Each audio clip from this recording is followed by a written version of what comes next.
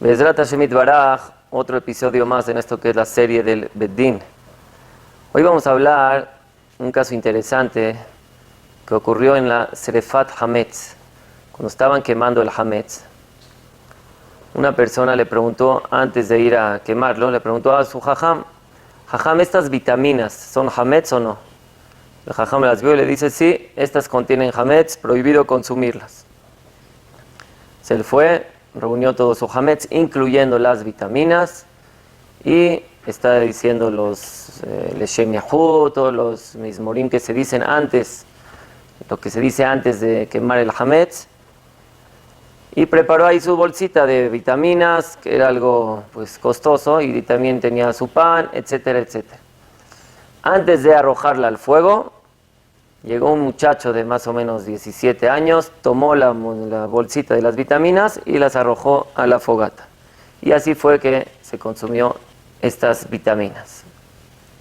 Se enojó esta persona, ¿por qué me quitas mi mitzvah? ¿Por qué yo iba a quemarlo y tú ahorita te estás metiendo? Y empezaron a discutir. Cuando llegó el jajam de ahí, donde estaba, el jajam de ese lugar, dice, ¿de qué están discutiendo? Dice, bueno, tenía yo aquí preparadas mis vitaminas para arrojarlas a la fogata, y llegó este muchachito, se metió y las arrojó al fuego, sin ningún permiso. Le dice el jajam, antes que me digas si sí o no, ¿quién te dijo que estas contienen hametz? Dice, bueno, así me dijo mi jajam. Le dice, no, estás equivocado, cualquier vitamina, por lo menos que no sea de sabor, es pasul meajilat kelev, el perro no las puede comer, no se consideran hametz, tú no tendrías que quemar estas vitaminas. Dice, no me diga jajam, pero pues, así me dijo mi jajam. Dice, pues dile a tu jajam que está equivocado. Entonces ahora se voltea con el muchacho y le dice, me pagas mis vitaminas. Tenían un costo más o menos, vamos a decir, de 10,000 pesos.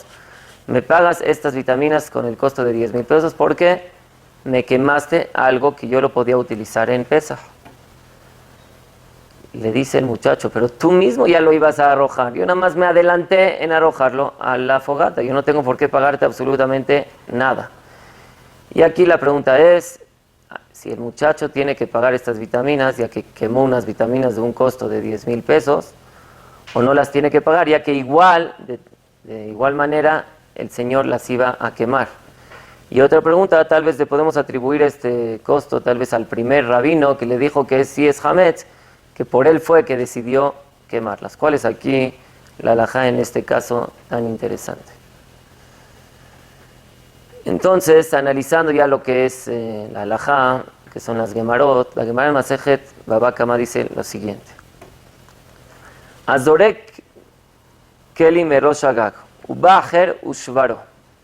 Vamos a decir, Reubén avienta una copa de cristal desde el balcón, y cuando ya está por caerse y hacerse trizas, llega Shimón y le da un batazo, le pega con un palo a estas copas y a esta copa y la rompe.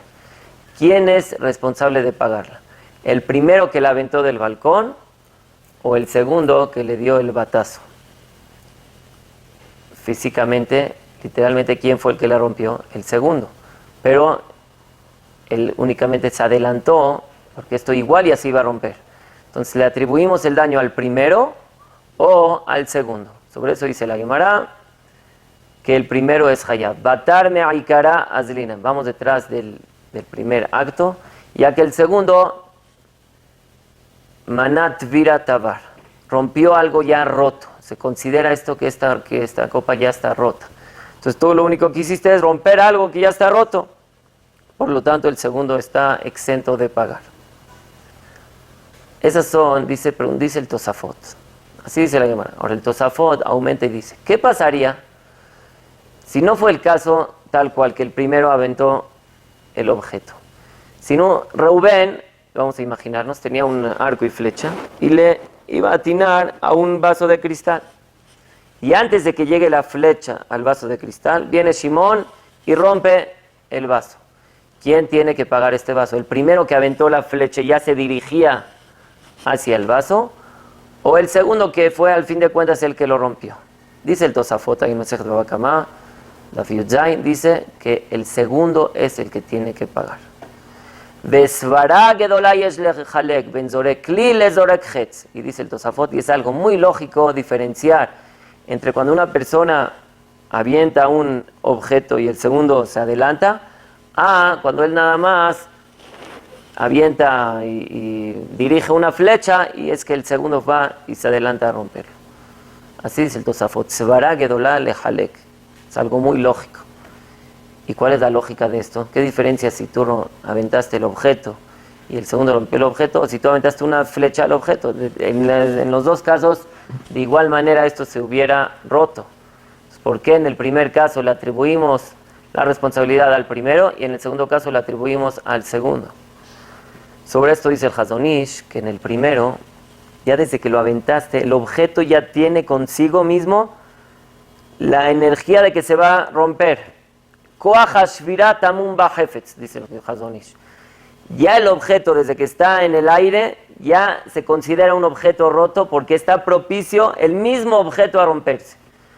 Pero cuando yo no hago ningún acto en el objeto, sino únicamente aviento una flecha, entonces en el objeto todavía no se genera esa energía de romperse.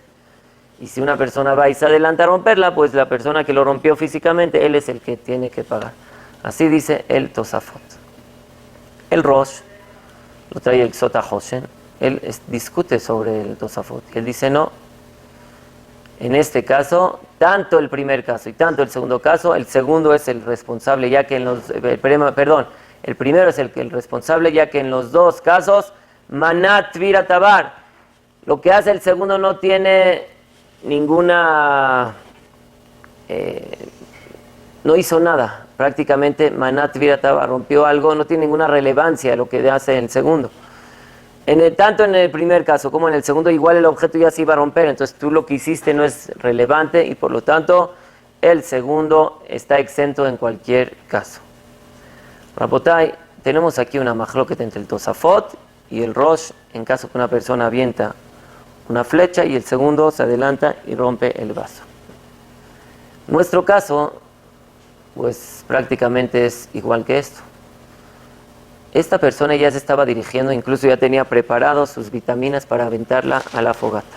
Entonces esto ya es algo que está propicio a quemarse.